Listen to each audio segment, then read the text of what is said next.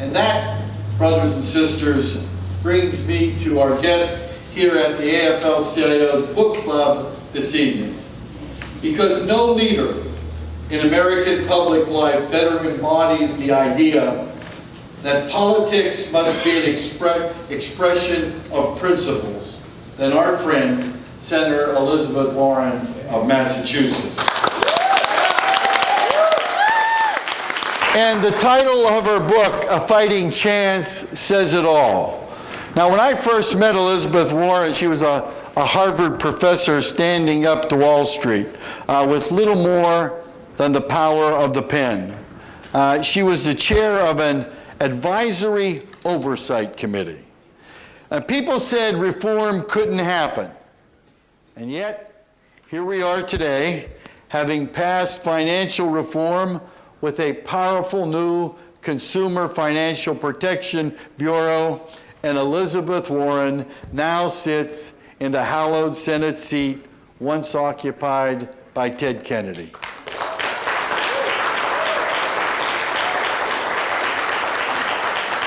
She still has a very, very powerful pen, a strong brain, and a warm heart. And she's putting all of them to use.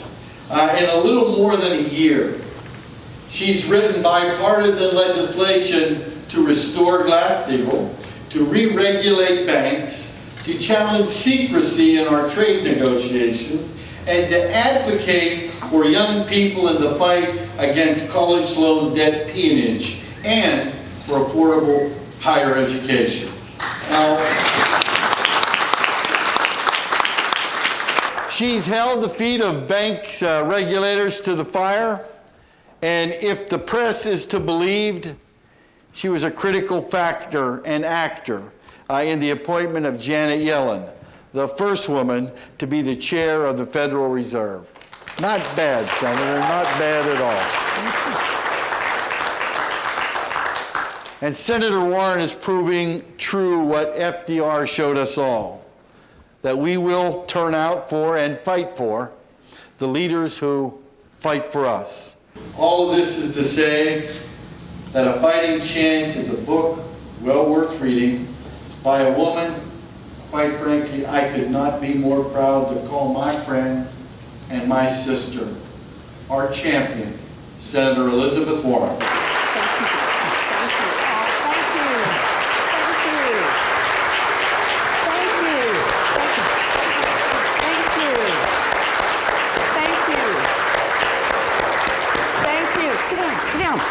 So I am so glad to be here tonight. Rich, thank you so much for organizing this. It's fun to be here. It's fun to be here with people and to have a chance to talk about something that's really important to me. And there is no place I'd rather be right now than right here. I want to tell you a little bit about the book, and I thought I'd read a couple of passages from the book, and then I hope we will have lots of time for questions and answers so that we can talk about whatever it is you would most like to talk about. I'll tell you about the book generally. The book is, it starts as a very personal book. It's a book about my family, my mom and my dad. It picks up when I'm 12. I was the late in life baby. My mother used to call me the surprise. Yeah, it took me a while to figure out what that meant. But by the time I was 12 years old, all three of my brothers were off in military service.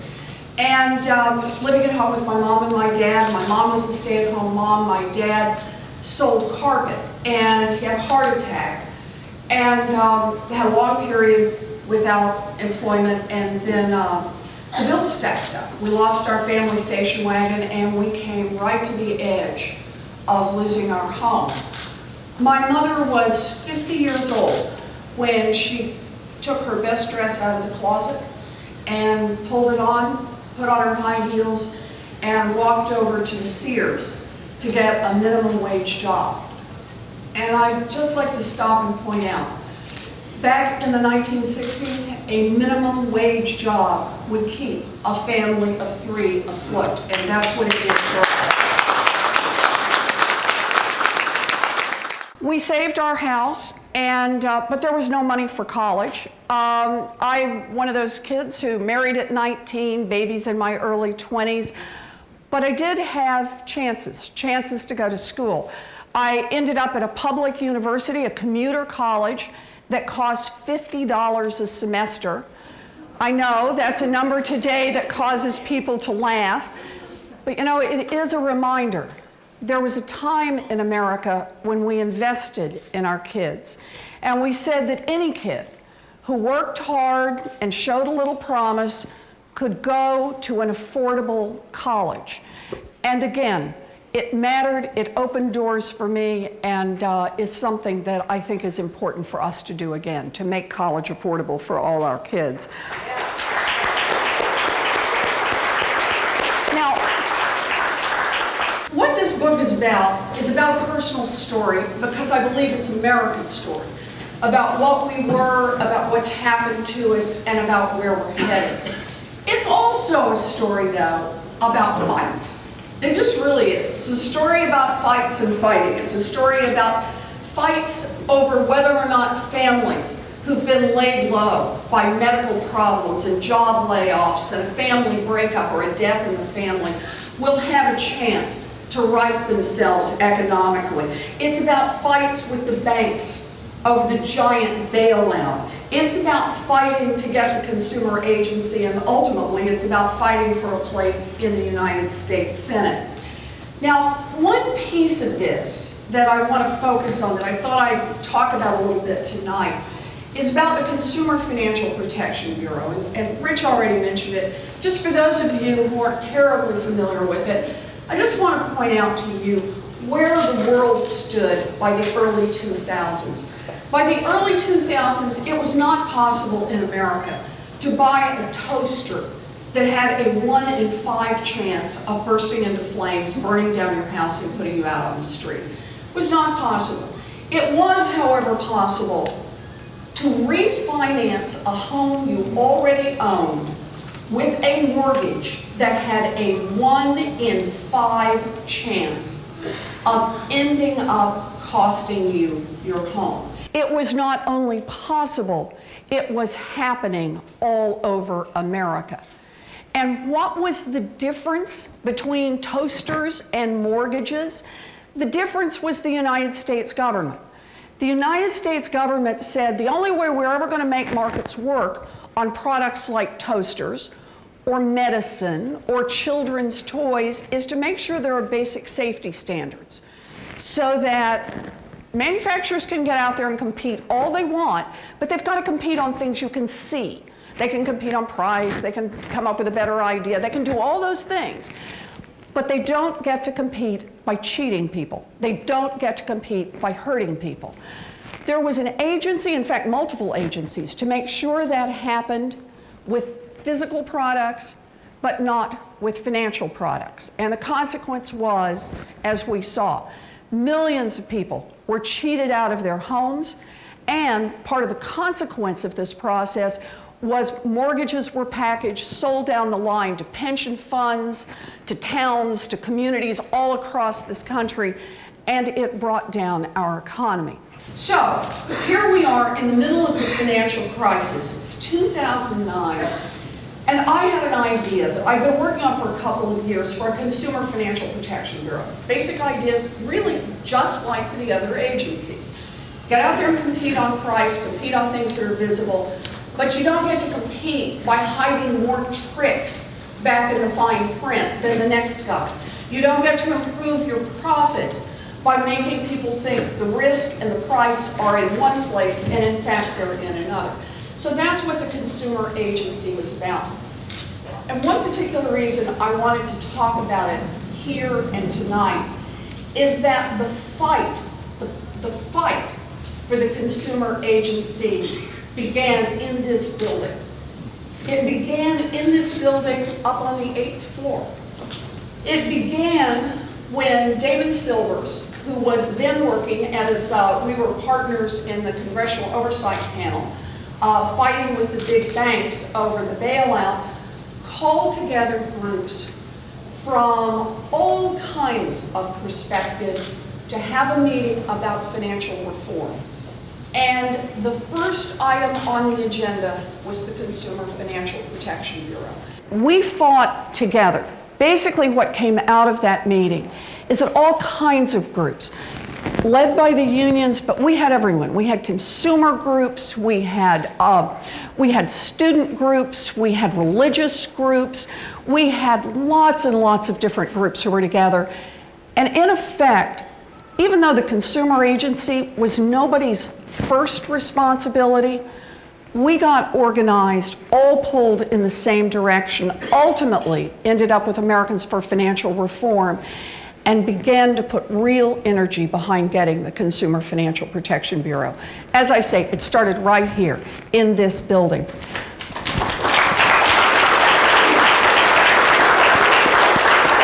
here's a moment in the fight that I wanted to share with you tonight. We have gotten, finally, a good, strong consumer agency through the House. That happened in November of 2009. And now it had gone over to the Senate, where it was, at this moment, stuck in the Senate Banking Committee and had not yet emerged. And that's where I picked the story up. It was Friday morning, January 15th, 2010, and the calls started coming in early. I was at home, up early to work out on the treadmill in the basement, and I was still huffing and puffing when the phone rang for the first time. Had I seen this morning's Wall Street Journal? The rumors were flying on Capitol Hill. The consumer agency wasn't going to make it. In an effort to move the larger financial reform bill forward, Senator Dodd would trade it off. There might be some face-saving attempt to set up a new consumer protection department somewhere else in government, but there would be no strong, independent agency with the authority to get much done. The insiders sent the word out. Too bad, so sorry, it was a good idea. But unless the agency was dropped from the reform bill, the whole package of legislation would fail. Better to toss the consumer agency overboard and get the other reforms through. I listened. So this was it. The consumer agency was dead. All the families who had been cheated by the big banks and the credit card companies, all the hard work by Barney, the consumer groups, Heather, Dan, the president, all that knocking on doors and all those meetings, and now it was coming to an end. So I asked if there would be a vote, even a losing vote, but the answer was no.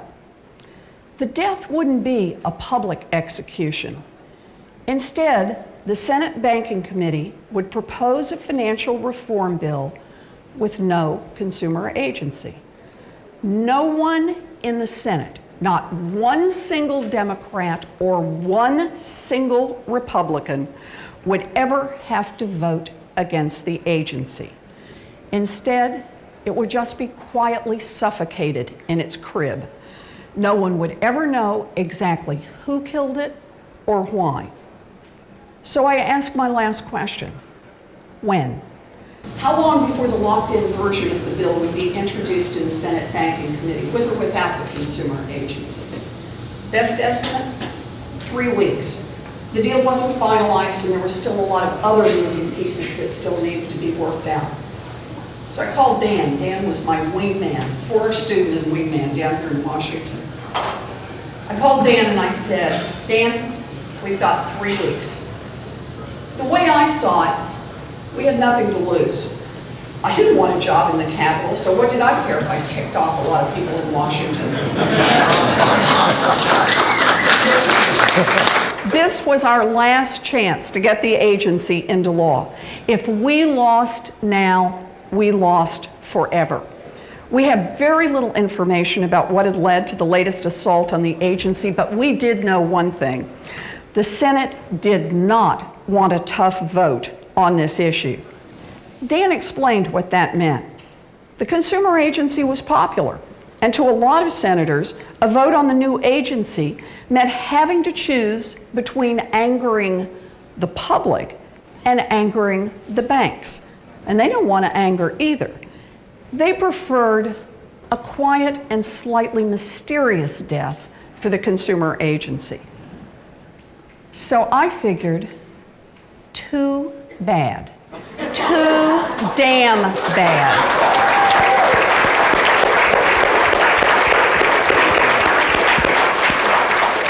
If a bunch of senators were going to pick the banks over families, then the American public had a right to know. And if we didn't win, at least we could raise one hell of a stink. And that's what we did. But I want to tell you what I learned from these fights. This book is about fights here in Washington. And here's what I learned firsthand.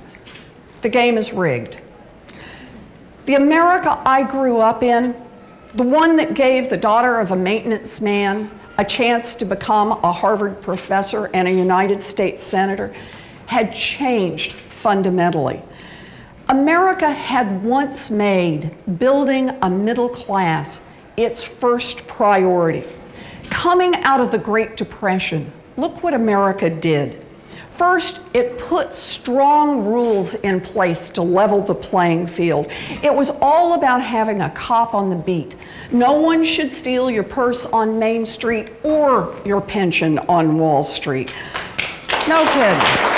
Other basic safety rules: safe drinking water, safe medicine, and eventually safe toasters. America also built a future for its kids, investing in education so kids could have better jobs, produce more, and build more secure lives. Invest in roads and bridges and power grids so we had good jobs as we built them, and we created the right environment for better jobs here in America. And basic research. This is an amazing thing that America did. We invested in medical research, scientific research, engineering research. Why? Because we believe that if we built this giant pipeline of ideas, that it would create opportunities for new work, new jobs, new things in the future, opportunities for our kids that our parents could not even dream of. And America built labor unions. America's labor unions were on the front line in building America's middle class, moving kids out of factories, improving wages, safer working conditions, retirement, health care. America's labor unions were there, helping make sure that as our country got richer, our families got richer, and as our families got richer, our country got richer. It worked. It was an America that worked. And then it changed. About 30 years ago, the Republicans started pushing for a different approach. Their first move: take the cops off the beat. Not off Main Street, take them off Wall Street. Let the big banks load up on risks. Let them paint a bullseye on the backside of every American family. Make the word deregulation the mantra of the day. And the second move: cut taxes for those at the top. Open up huge tax loopholes for big corporations. And how are we going to pay for those tax cuts? By cutting investments. Cut investments in education, in infrastructure, and in basic research. And the third move: attack labor. Break the backs of the unions. Allow companies to reclassify workers. Negotiate trade deals that cost American jobs. And what was the result of those moves, those changes in policies? Banks and other corporations made huge profits, and billionaires kept more of their money. In other words, the rich got richer and the powerful got more powerful. Meanwhile, the middle class began to crumble. The economy crashed, and our kids may be the first kids in American history to do worse than their parents. By 2011, I was back in Massachusetts, and I was running for the United States Senate. I tell a lot in this book about the run-up to that run, and then what it was like for a first-time candidate to get out there and run. in such a big and tough race. And I talk about a lot of friends that I see here in this room today. But I want to pick up one passage from the book that comes fairly late in discussing what it had been like to be in this campaign. During that long year of campaigning, I met lots of firefighters. I also met truck drivers, electricians and sheet metal workers, teachers and nurses, carpenters and musicians, janitors and bricklayers, postal workers, home health care aides, steel workers. I talked with them at construction sites and training centers, at job registries and volunteer events. They did many different kinds of work, and they had a wide range of worries. But they were all part of unions, unions that stood tall for all workers. Most of the union members I met with were painfully aware that unions across the country were losing ground, as fewer workplaces were unionized. But unions were also losing ground politically. More than one president of a local union told me that other politicians would come to them for money and endorsements. But when they left the union hall, those same politicians spoke only in code, never saying the word union in their speeches. I think it mattered that in speeches and rallies and roundtable discussions, I was glad to say the word long and loud, union. The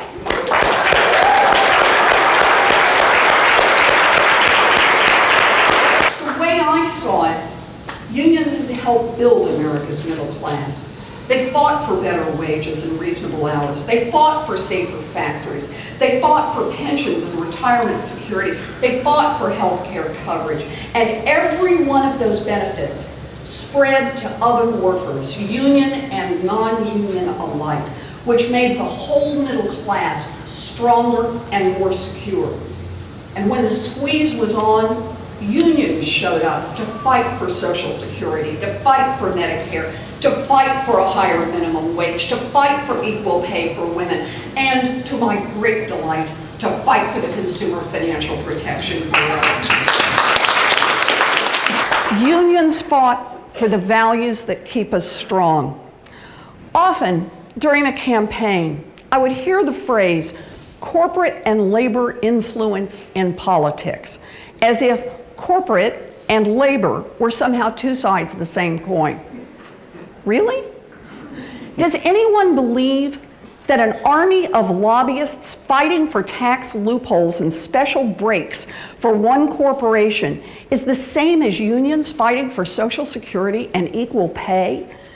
Does anyone believe that when corporations give money to take down unions and support so-called right-to-work laws, that there are unions giving equal money to try to put companies out of business and themselves out of a job? Does anyone think that for every billionaire executive who can afford to write a check for $10 million to get his candidate elected to office, there's a union guy who can do the same? Give me a break.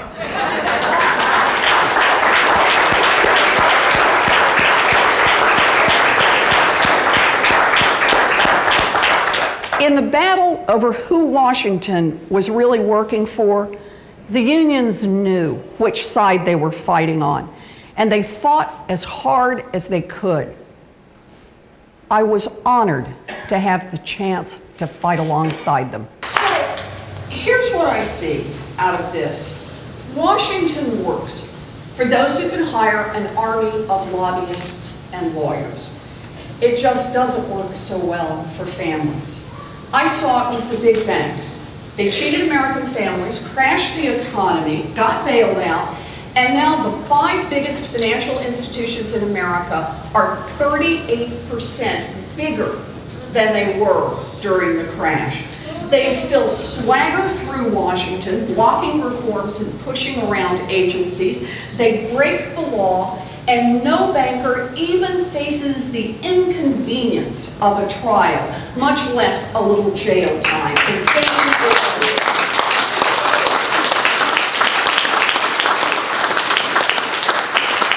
game is rigged and it's not right. But let's be clear, it isn't just the big banks. Look at the choices the federal government makes today. Our college kids are getting crushed by student loan debt. We need to rebuild our roads and bridges and upgrade our power grids. We need more investment in medical research and scientific research. But instead of building a future, this country is bleeding billions of dollars in tax loopholes and subsidies that go to rich and powerful corporations. Think about this. The tax code subsidizes moving jobs overseas while people here at home look for work. Many Fortune 500 companies, profitable companies, pay zero in taxes. Billionaires get so many tax loopholes that they pay lower tax rates than their secretaries. But they all have lobbyists. Lobbyists and good friends in the Republican Party who make sure that every privilege, every subsidy, every loophole is protected. The game is rigged. The rich and the powerful have lobbyists, have lawyers, have powerful friends in Congress. Everyone else, not so much. This is how I think about it.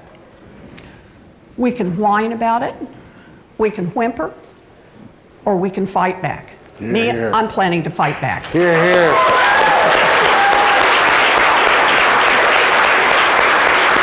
I'm planning to fight back. I'm planning to fight back all the way. The game is rigged, and it's up to us to do something about it. And I just want to remind you all, every time someone says, oh, but it's hard to make change, Washington's so broken, how can we get anything done? Not only did we get that little consumer agency passed through and into law, remember the one, let's just be clear, that the banks said they would kill and that they spent more than $1 million a day lobbying against. Every time somebody tells you we can't get anything done, remember the little Consumer Financial Protection Bureau, which we got because of the efforts of people in this room and people just like you.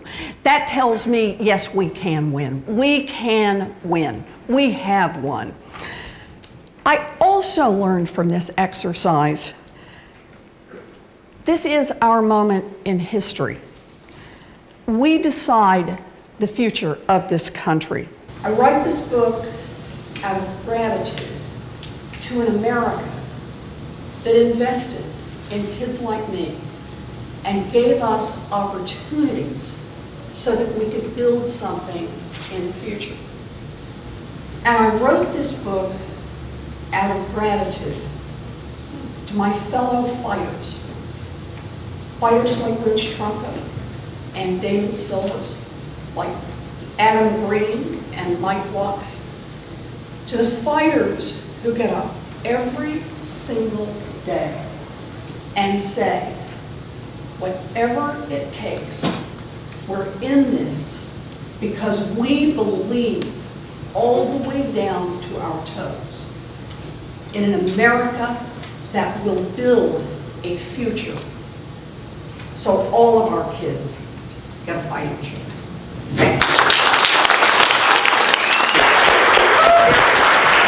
I told Rich we're going to do some Q&A, and I want to stay standing because you can always tell a teacher, I want to see what's going on in the back row.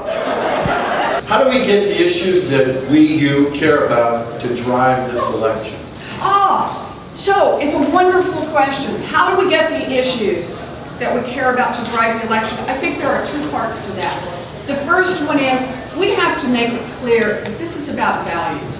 You know, I talk about economics, I talk about what happens to families, but the reality is this is about our values as a people, our values as a country. Are we an America that believes that if you've already made it, this is your country, we will protect you. All of the policies will be aimed toward protecting your privileges. Or are we an America that believes we invest so the next kid has a chance to make it big, and the kid after that, and the kid after that? I think that that's a huge part of this. We've got to talk to people about the values. The second part is we have got to stay energized and engaged. I know it has been a tough many, many years for us. I look around this room and see people I have fought alongside for 20 and more years. But if we become disengaged, if we become discouraged, if we say, you know, somebody else will have to carry it this year, then the other side wins. We have given up at that point. And the rich and the powerful, who have so many advantages, the advantages that are brought to you by being rich and powerful and organized and what you can hire and what you can buy, they get it. What we have to remember is all we have on our side are our voices, our values, and our votes. And we got to use all of them. That's what we got to use all of them. Thank you. What do you think about the Senate's failure to pass the minimum wage, and what else can we do to get this done? So what do I think about the Senate's failure to pass a minimum wage? It stinks. It stinks. It stinks in a way that really is fundamentally shocking. So just look at the numbers. CEOs have gotten great raises over the last 7 years, but people working minimum wage, not so much. For me, there are 14 million reasons to raise the minimum wage. 14 million reasons. That's the number of children whose economic lives would be made better if the minimum wage moved to $10.10. We have an economic responsibility to do this. We have a moral responsibility to do this. My view is that question ties to the one we were just talking about, how we get people energized and into the fight for this election. This is a clear difference between where the Republicans are and where the Democrats are. We have to drive this home up and down the streets of every town, every community in America. We have got to make this clear.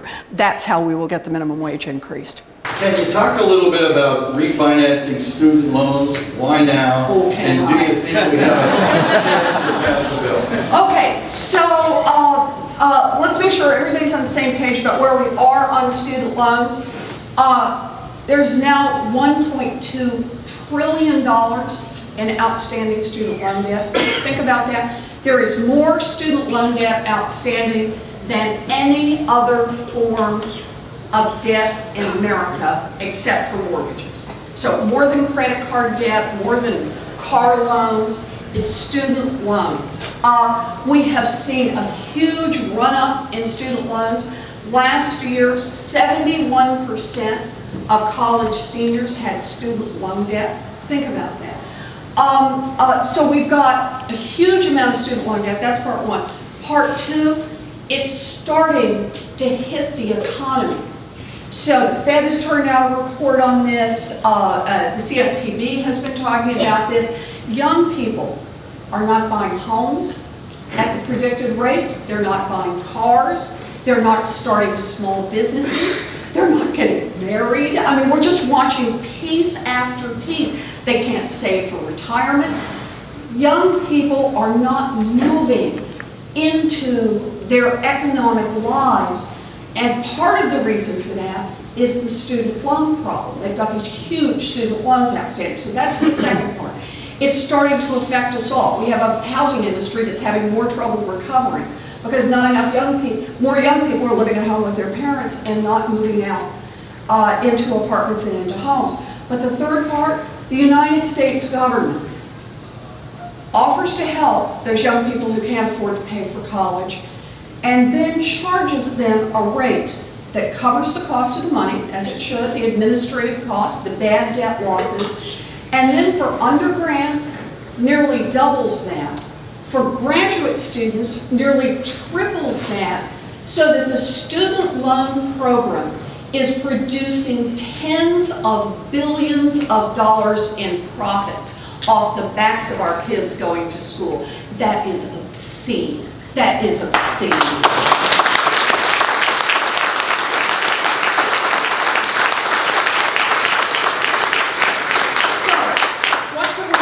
The answer is we need to refinance the student loan debt. And I'll just give you 2 quick ideas about refinancing it that we may be talking about very soon. Okay, said all in caps. One is, students can't refinance their loans. I don't know if you know this, but anybody who's got a home, now that we're in historically low interest rates, homeowners have been able to refinance their mortgages. People with car loans have refinanced. Businesses have refinanced. Shoot, townships, governments have refinanced their loans.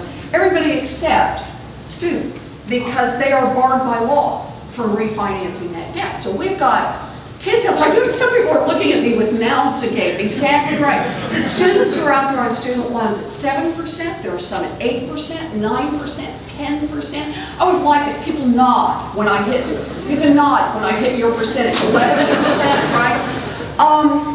So the idea is we need to refinance student loans. Just last July, the United States Congress voted, and the President signed into law, a bill that said for new borrowers, the proposed interest rate was way too high, and we were going to bring it down. It's 3.8% for undergrad. It's over 4 for a grad. My view is, if that was what Congress said, that is the right interest rate for new borrowers, then it's the right interest rate for everybody who borrows money to go to education.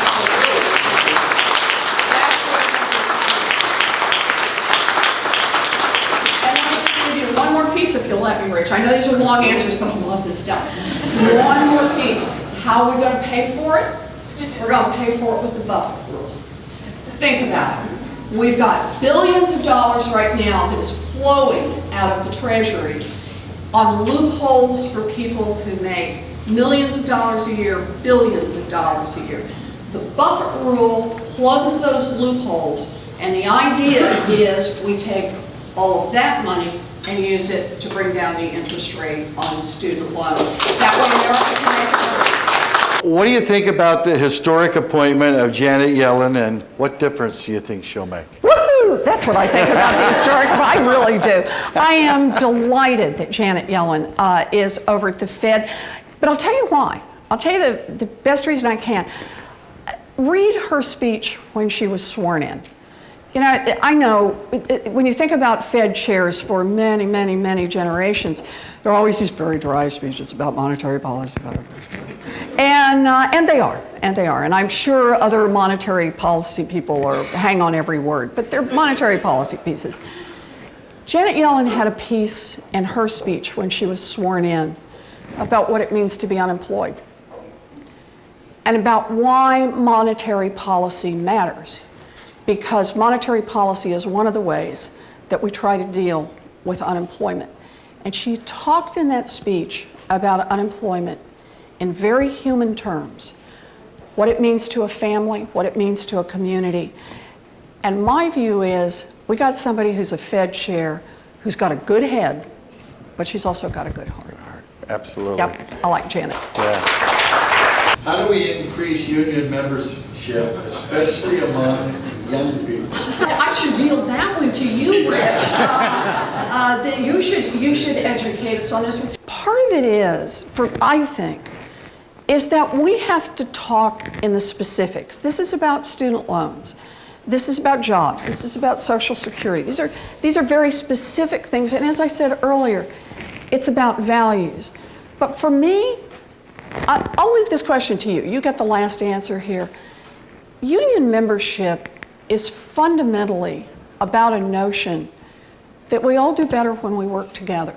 Absolutely. And that's the single message around it. And I find that young people care enormously about this and believe it, that we will do better if we make those investments together, that we will build a future together. For me, that's what it's all about. And the facts bear it out. Yep. Union workers make 28% more than their non-union counterparts. And I'll just tell a very quick story about why you need a union. My son at the time was about 4 years old. And he and his buddy were playing in the backyard, and they had one of those little electric cars. And they couldn't get it to go up a hill.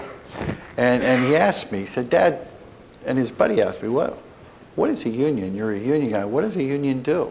And I asked them, I said, Richard pushed the car up the hill. And he grunted and he slid and he couldn't do it.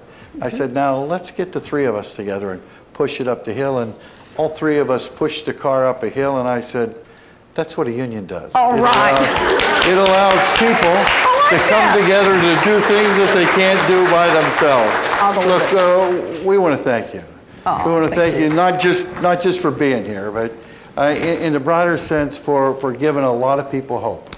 And by showing people that there is a fight left here in Washington, D.C. worth fighting for, and that you're at the front of that pack, leading that fight, and we are all with you. Thank you. Each and every way of the time. And I'll use the statement that I made the first time we met. You remember that? I do remember it. At the White House? I remember it. We were sitting in the White House at an event, a large event, and the president was up front. Wait, I get to set this story up then. Okay. I hadn't met Rich, but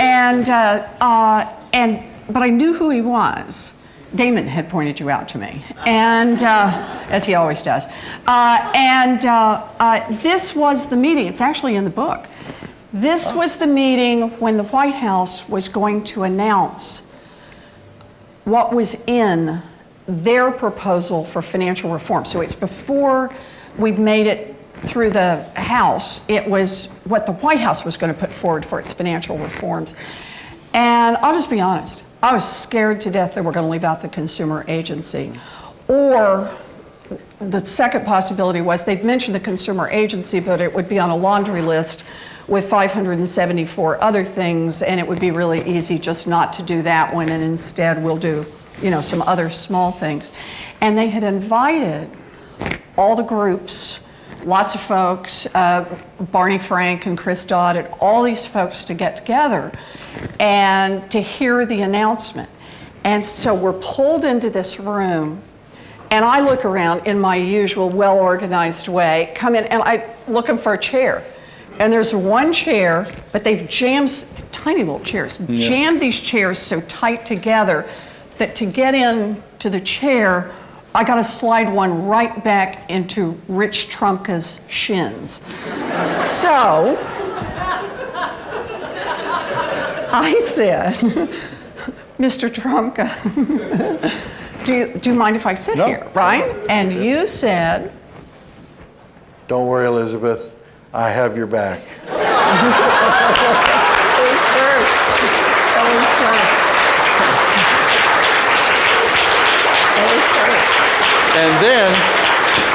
And then I followed up by saying, and I will always have your back. That's right.